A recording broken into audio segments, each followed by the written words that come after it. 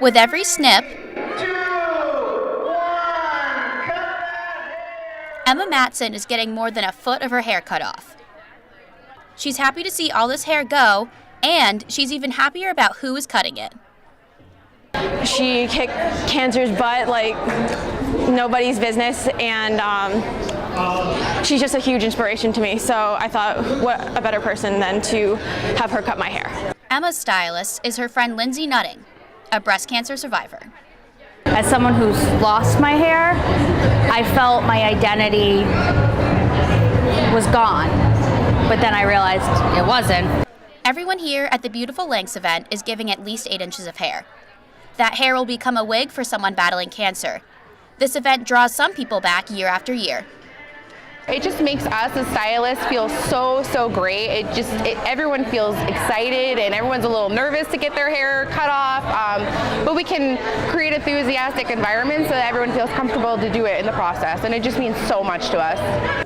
According to Pantene, over 42,000 real hair wigs have been donated to the American Cancer Society Wig Bank from events just like this held here at Keene State. That's 42,000 reasons to smile for cancer patients in the fight of their lives, something Lindsay knows about all too well. Just knowing that Emma and all of these girls are helping a cancer patient try and get their lives back on track after, receiving probably some of the most devastating news ever. It's very inspiring. Izzy Harris, KCTV.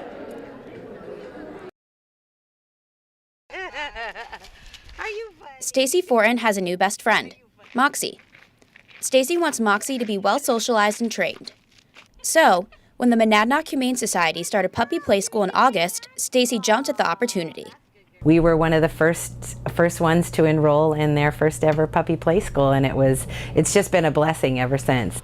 Through this program, puppies learn many behavioral skills like sit, down, come, and potty training.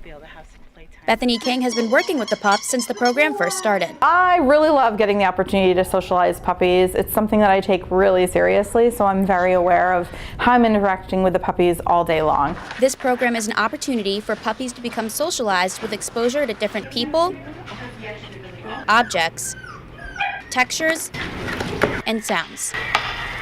It creates better pets and better pet owners. The puppies that come from puppy play school tend to play better with other dogs and listen and know their basic commands because we're reinforcing those with the families. They're learning how to manage the puppies. Experts say puppy play school also reduces the odds an adopted dog will get returned to the shelter. The more you can socialize the puppies now in a positive way, the more well-rounded they're going to be. So the likelihood of them having to be rehomed because of some behavioral problems like reactivity around other dogs or being overly fearful or shy really helps diminish that. Moxie is now a graduate of the puppy play school, and her pet parent Stacy is thankful for what Moxie learned in training. The socialization, learning the cues when a dog doesn't want to play, when he does want to play, how do you engage, all of those things. That started from the first week she was in the puppy play school, and it continues on now on the doggy daycare side. Trainers say bringing dogs here to puppy play school is a small investment of time that can pay off with a lifetime full of rewards with a well-socialized, well-trained dog. Izzy Harris, KSETV. Volunteers from all over Keene came together at the Source to Sea cleanup to remove trash from local water. On Friday, volunteers put their gloves on and tackled the Ashweelet River. Some of them even got in kayaks and went down to collect trash out of the river itself. Anthony Malloy says the work he's doing today will have an impact for years to come. I mean, what we have on this planet for water is what we have on this planet, so it'd be foolish not to take care of it or protect it and keep it clean for future generations and everything. Amanda Littleton has been organizing this event for 10 years and says you need the community's help to maintain clean waters. We do this every year because it's a great way for people to connect with their community, the river here, their landscape, and be able to contribute and chip in. Coordinator Michael August says he is proud to take care of the area and keep Keene clean. The Source to Sea cleanup has been going on now for a while, and each year I see it growing and getting a little more organized and a little bit more enthusiastic, and we're getting newer names every year that we can add onto the list. So if it's growing, it's good, I think. And all these nearly 40 volunteers picked up 1,500 pounds of trash, just like this, in the Ashwelet River and Beaver Brook. Izzy Harris, KSE TV.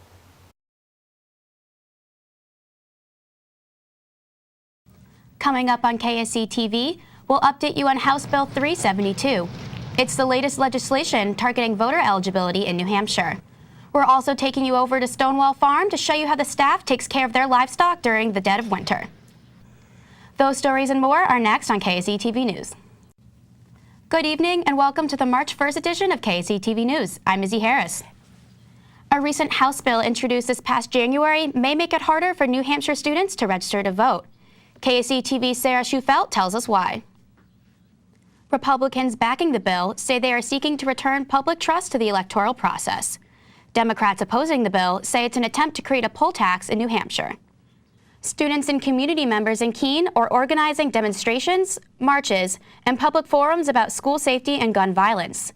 The Sentinel reports this is in response to the mass shooting at a high school in Parkland, Florida last month.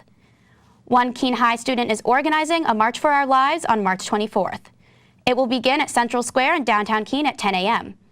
Students, educators, and anyone supporting the call for more gun control legislation is invited to take part. Some school districts around the nation have threatened to suspend students who take part in walkouts to protest gun violence. That has high school students worried that their political action might threaten their admission to college. Keene State is one of dozens of colleges to issue a statement to the contrary. KSE administrators have posted to Facebook and Twitter that participation in peaceful demonstrations will not have a negative impact on any student's application. Keene State College is offering free lectures to the Keene community. The new Open College series at KSE invites community members to participate in a free monthly presentation on campus.